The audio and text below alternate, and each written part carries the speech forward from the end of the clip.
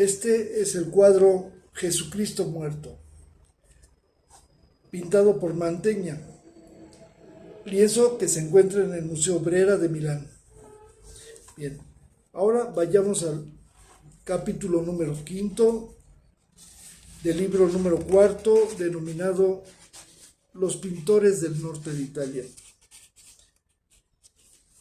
Un libro que se encuentra comprendido en la obra monumental Los pintores italianos del Renacimiento, escrito por Bernardo Berenson y publicado en 1944 por la editorial Leyenda. Capítulo 5. La crítica del siglo XVIII, con su doble aire racionalista y sumario, bien hubiera fijado su atención, en primer lugar, en Leonardo da Vinci y luego en Correggio. Confieso mi envidia por las gigantescas zancadas que podían dar los escritores del tiempo viejo, que caminaban así de cumbre en cumbre sin curarse para nada por inconsciencia de lo que yacía entre ellas.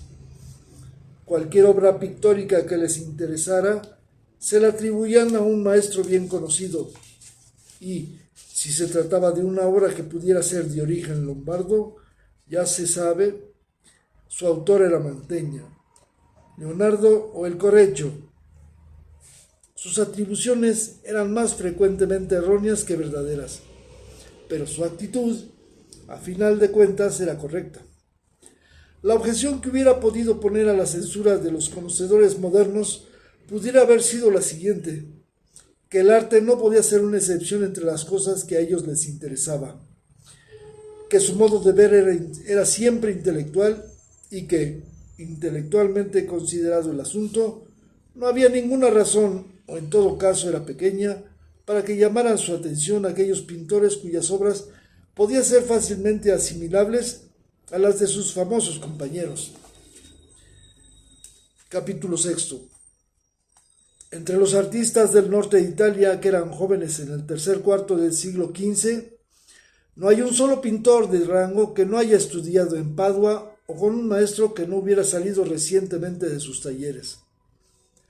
A primera vista, parece extraño y misterioso que una ciudad, que en ningún caso era de las más grandes y convenientes al desarrollo de las artes, haya ejercido semejante influencia, pero si miramos más de cerca, descubriremos que toda la comarca había sido cuidadosamente preparada por los humanistas durante 3 generaciones para sumarse al nuevo movimiento, los cuales predicaron allí incesantemente para que se abandonaran los cánones y símbolos de la Edad Media y se volviera a la antigüedad.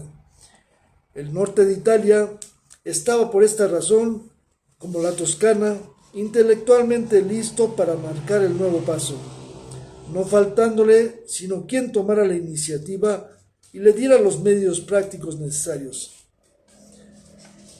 De todos los jóvenes que pasaron por Padua, ninguno estuvo mejor dotado, ni supo absorber más profundamente el arte de Donatello, ni, en fin, tuvo más altos destinos que Cosimo Tura. Él plantó un esqueje de pintura que floreció, no solamente en su nativa ciudad de Ferrara, sino que además señoreó en los dominios de la casa de este y en las comarcas contiguas que se extienden entre Cremona y Bolonia. El destino quiso que de él se descendiera Rafael y el Correggio. Y sin embargo, nada más opuesto a la noble gracia del uno y a la amorosa sensualidad del otro que el estilo de su patriarca o precursor. Sus figuras son de pedernal, inmóviles y altivas como las de los faraones, o bien retorcidas y convulsionadas por enorme energía como el tronco nudoso del olivo. Sus rostros rara vez se iluminan con el reflejo de la ternura y su sonrisa se vuelve fácilmente en un visage arcaico. Sus manos, parecidas a garras, expresan la índole de sus contactos. Las arquitecturas de este maestro se asinan de una manera barroca, frecuentemente no a la manera de las de los pintores del primer Renacimiento, sino casi como los orgullosos palacios que construyeron las medas y los persas. Sus paisajes pertenecen a un mundo en el que desde las largas edades no se ve ninguna flor, ni una hoja verde, porque no tienen tierra molar, ni césped, solo inhospitalarias rocas por todas partes. Rara vez encuentra lugar en sus paisajes para plantar el seco cornizo, que otros artistas de Padua tuvieron tanto gusto en pintar. Donde existe armonía, hay necesariamente un propósito, y el de Tura es bien claro. Él trata de realizar la calidad de la materia con una ferocidad casi propia del maníaco. No existe nada en su modo que no resista firmemente a su brazo de conquistador. Nada dulce, nada flexible, nada vago. Su mundo es un yunque, su percepción es el martillo y nada debe amortiguar el sonido del golpe. Únicamente el pedernal y el damante pueden ser materiales apropiados a este artista.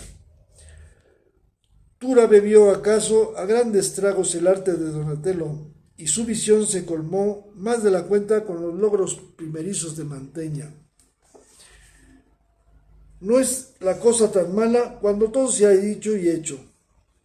A continuación del Giotto, de Masaccio, de Leonardo da Vinci y de Miguel Ángel, y de la gloriosa compañía de sus émulos esparcidos por todo el mundo, se halla el lugar en que debemos colocar a los artistas que, poseyendo dotes extraordinarias para la ejecución, nunca pasaron más allá del arte de crear dibujos que exigen la más intensa vitalidad en los detalles. Ahora bien, un designio inspirado solamente en la delicia de la vida intensa de los detalles conduce por su parte al campo de lo grotesco, y los que ejecutan de conformidad con tal designio son también los maestros de este género de arte, como los japoneses, por ejemplo. No podemos conceder a este arte nuestra mayor estimación, pero es difícil no amarlo como al otro, porque amar es sentir que la vida crece en intensidad por virtud del objeto amado. Todavía es posible otra manera de interpretar a Tura. Pudiera suceder que su propósito fuera mente ilustrativo y que amara lo árido, el mundo pétreo, habitado por el hombre de las cavernas, como otros aman el desierto, los glaciares o las regiones polares. Estos lugares suelen tonificar a ciertos temperamentos, y cuando reciben interpretación artística a todo el mundo, el ilustrador, que tiene el don de transmitir ideas de sensaciones y nos impele a identificarnos con esa virilidad, con esa orgullosa insensibilidad, con esa energía y fortaleza, es un artista verdadero. ¿Cuál puede ser la recta interpretación de Tura? Es cosa de poco momento, porque en este artista hay un artista completo a pesar de su limitación. Lo ilustrativo y lo decorativo hállanse en él funcionados. Capítulo 7. No habría que cambiar mucho en estos párrafos, dedicados a Tura, para poderlos aplicar a su joven paisano Cosa.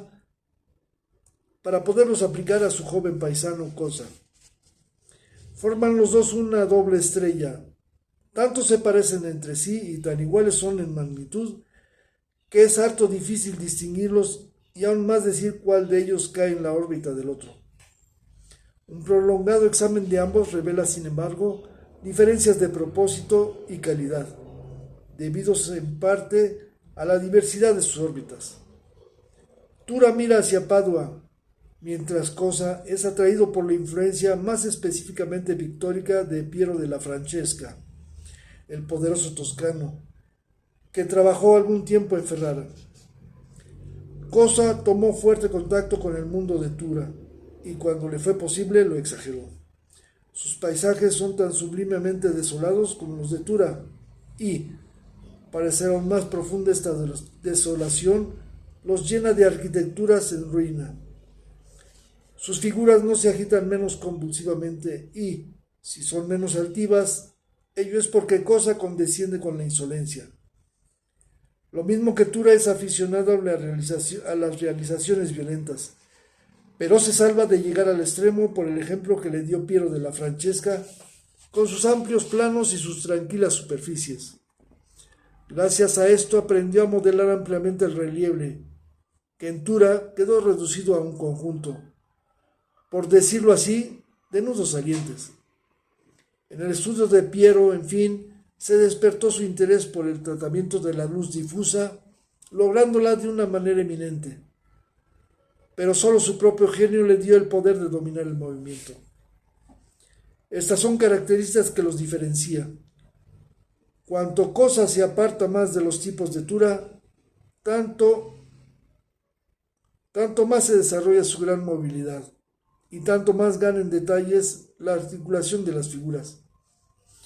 Como todos los artistas dotados habitualmente del sentido del movimiento, comprendió el sentido de la línea funcional y los contornos de sus figuras alcanzan por ese medio a expresar las sensaciones táctiles en términos tan convincentes como pueden hallarse en Pollaiolo o en Botticelli joven. La insolencia misma de sus figuras se debe al movimiento que las anima, porque la insolencia no es otra cosa que altivez en acción. Pintó una carrera de finos caballos y de hombres y mujeres corredoras, cada uno con su particular movimiento, y sin embargo, constituyendo todos conjuntos un movimiento continuo y único. Es menester poseer facultades de las más extraordinarias para crear una figura como la del otoño de Cosa del Kaiser Friedrich Museum de Berlín. Está tan fuertemente construida esta figura y cae tan a plomo sobre sus pies como si estuviera pintada por el mismo Piero, pero en el efecto atmosférico y en la expresión nos recuerda a Millet y a Sisian. El artista tuvo este rango y este poder de ejecución. No se sabe lo que hubiera dejado detrás de sí, de haber tenido otra orientación intelectual, y si, en lugar de irse a Bolonia, hubiera emigrado a Florencia. Capítulo 8. Las visiones austeras de Tura y Cosa, sus vehementes criaturas primigenias y su severo mundo mineral, experimentaron un cierto cambio cuando se trasladaron a los ojos del más hábil de sus seguidores, Ercole Roberti. Mientras este fue un artista de primer orden, en todo caso en sus primeros años, hubo de producir mucho más en el campo de la ilustración que en el de la decoración.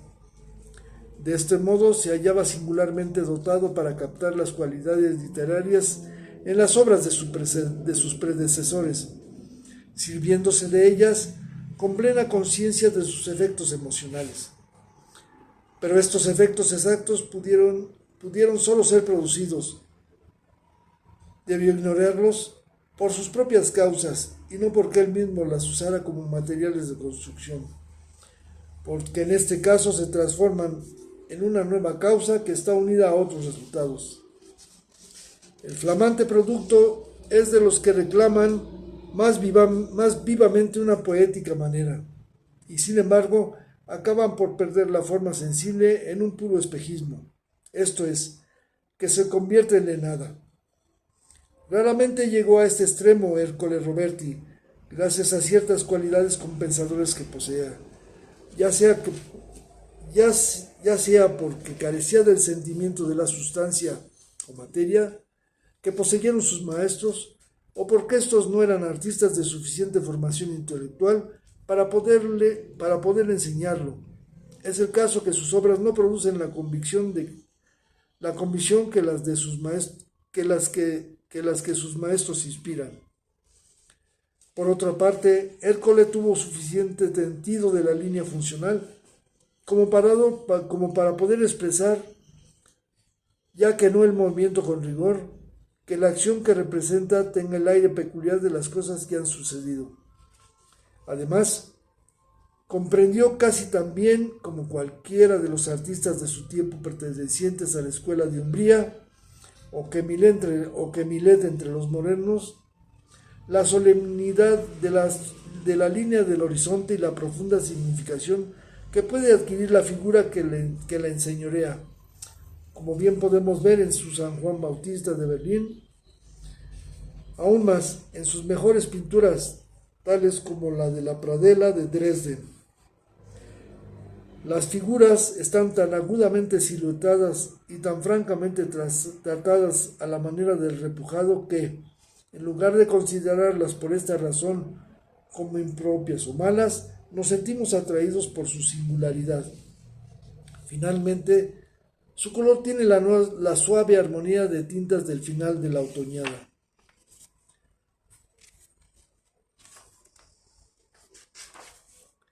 Sin embargo, tales cualidades o tales defectos, ni los unos ni los otros, ni todos juntos explican la fascinación que ejerce este hombre. Debe más bien buscarse la raíz de la misma en sus dotes de ilustrador. Dotes que son de un tipo muy intenso, aunque limitado. Hay en su obra ya citadas, así como en su Piedad de Liverpool, en su Medea de Richmond, y en las decoraciones monocromas del retablo de Brera, una vehemencia tan ardiente, un frenesí sobrehumano tan irresistible, que no podemos por menos de rendirnos a una violencia tan noble, felices de sentirnos identificados con esa extraordinaria y fuerte realización vital. Como ilustrador, Ercole Roberti recuerda a sus maestros Tura y Cosa, pero debe tenerse en cuenta que en este artista el efecto se ha producido deliberadamente, mientras que en sus dos maestros bien pudiera ser un resultado que no procede de ningún cálculo de los respectivos estilos. De ahí que su obra, considerada como ilustración, tenga la ventaja de la intención o el fin propuesto de antemano. Pero nadie muestra con mayor claridad que Roberti el papel secundario que juega en el arte la ilustración, aún así la más fascinadora. Hasta en sus mejores momentos, Ercole Roberti es una variación ejecutada por los dioses sobre el grandioso tema que habían inventado al dar vida terrenal a Tura. Y en sus peores momentos, por ejemplo, en su Lucrecia de Modena, puede servir de excelente tema de reflexión, porque ahí se prueba del modo más completo que un ilustrador, si no es a la vez un maestro de la forma y el movimiento, éste no podrá conservar ninguna excelencia en su obra desde el momento en que no puede realizar nada nuevo con aquellos motivos, de cuño ya borroso, que le hayan podido transmitir los maestros que los elaboraron primeramente. Capítulo 9. Si fue una triste decadencia el lote que le tocó en suerte a Ercole Roberti, el cual no conoció más que una realidad de segunda mano e ideas de tercera, bien podemos muy bien imaginarnos lo que sucedería a su discípulo Lorenzo Costa, cuyos contactos con la vida y el pensamiento fueron de tercera y cuarta mano. Comenzó realizando pinturas que, como los retratos de Bentivoglio y sus triunfos en San Giacomo, en Bolonia, solo se distinguen de las últimas producciones de Ercole en la creciente debilidad de la pincelada y en el vuelo rastrero de la concepción. Terminó su carrera con pinturas tales como el San Andrés de Mantua, en la que solo queda un remoto recuerdo de una fórmula que en otros tiempos tuvo un gran significado. Entre sus primeros y últimos años tuvo, sin embargo, momentos felices. A pesar de su predilección por los tipos que sugieren vivamente el recuerdo de los indios pieles rojas de América, en el retablo de San Patronio de Bolonia no solo puede admirarse la refulgencia de su color, como el de un mosaico bien armonizado, sino también una cierta solemnidad y aún la dignidad de sus figuras, porque en la mayor parte de sus obras las figuras no tienen real existencia artística. Bien es verdad, sin embargo, que aquí, como sucede en la mayor parte de las pinturas de Costa, el paisaje es lo que más vivamente nos seduce. Sin ser Costa un paisajista que haya realizado verdaderamente serios estudios en este género de pintura, lo cierto es que sus paisajes deben ser colocados entre los más amables de su tiempo. Sus deliciosas brumas, sus arroyos con sus ondas de plata, iluminados por la luz difusa del amanecer, sus bosquecillos de árboles de finos troncos y follajes como de pluma, su deliciosa sugestión de una vida al aire libre, no solo nos hacen olvidar qué pobre artista era Costa, sino que le coloca entre aquellos artistas que recordamos afectuosamente. Antes que abandonemos por ahora la escuela de Ferrara, conviene que digamos un par de palabras sobre Francesco Francia y Timoteo Viti. Francia, a quien su meticuloso acabado, las graciosas caras de sus ángeles, su sentimiento quietista hicieron popular, es, desde el punto de vista del arte universal, un pintor de escasa importancia. Ejerciendo largos años el oficio de orfebre, se hizo pintor ya en su madurez, de modo que no tuvo la formación necesaria, en lo esencial, para el cultivo del arte de la figura. Pero su sentimiento, antes de ser dañado por la exageración, con lo cual se adelantó a sus paisanos de un siglo después, fue, en su quietismo, por lo menos tan delicado como el Perugino. Ninguna obra del maestro de Umbría es más solemne y graciosa, más tierna y aún silenciosamente sagrada que aquella obra de Francia del Museo de Múnich, en la que la Virgen de Hinojos, con las manos reverentemente cruzadas sobre el pecho, adora al divino niño, acostado en un místico seto de rosas. Perugino, a no ser por su mágico tratamiento de los efectos espaciales, nunca nos hubiera conmovido de este modo. Y el mismo Francia debe muchos de sus modestos triunfos a sus paisajes. Muchos de nosotros hemos sentido su elegante encanto y hemos sido acariciados por el silencio de los estanques. Sine lave lacus, sine murmure ribos. Por el profundo verdor de las bacanales de césped, por esa línea pura del horizonte que hacen la gracia del retablo de San Vital en Bolonia. Timoteo Viti ha dejado dos pinturas, la Magdalena en Bolonia y la Anunciación en Milán, que, como arte de la figura, son tan buenas como cualquiera de las de Francia. No es, sin embargo, esta la razón por la que se le menciona aquí. Su importancia estriba en el hecho de ser el primer maestro en quien pensó Rafael. Por su mediación, este genio recibió en herencia muchas de las tradiciones, aunque ya bastante debilitadas, que constituyeron el patrimonio artístico de su gran antecesor, Tura. Apenas es necesario advertir que, en las condiciones en que las recibió, tal vez hubiera hecho bien Rafael rechazando semejante herencia. En todo caso, no le hubiera servido para nada de no haber recibido también los tesoros de Florencia. Capítulo 10. Volvamos a Verona. En este momento no es ya una metrópoli del arte, señora de aquella parte de Italia comprendida entre los Alpes y los Apeninos. Ha descendido a capital de provincia.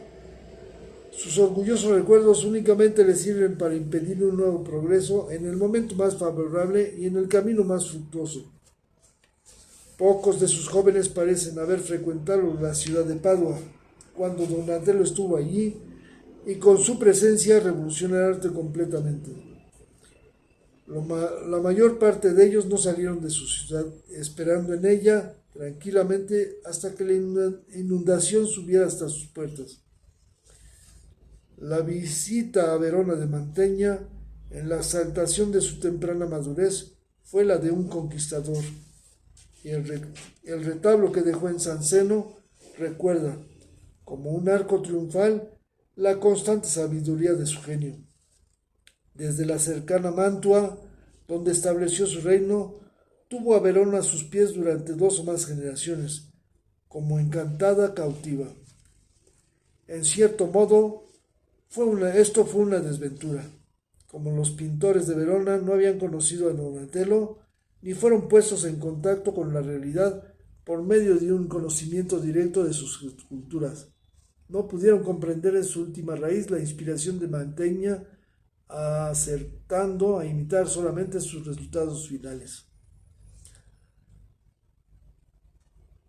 Aunque he de confesar que las primeras imitaciones que se hicieron de ellos conservan algo de las excelencias de los originales, las copias repetidas de los mismos no dejaron de producir las acostumbradas consecuencias, la decadencia y la muerte. Si la pintura de Verona se libró de este desastre y pudo jactarse de haber producido a un Paolo Cagliari, fue gracias a la gran herencia de la candorosa observación, del sentimiento del color y de los excelentes métodos de ejecución que procedían del Altichero y Pisanello, que, como hemos ya visto al principio de este libro, forman parte del fondo meritorio que Verona tenía en común con el norte de Europa.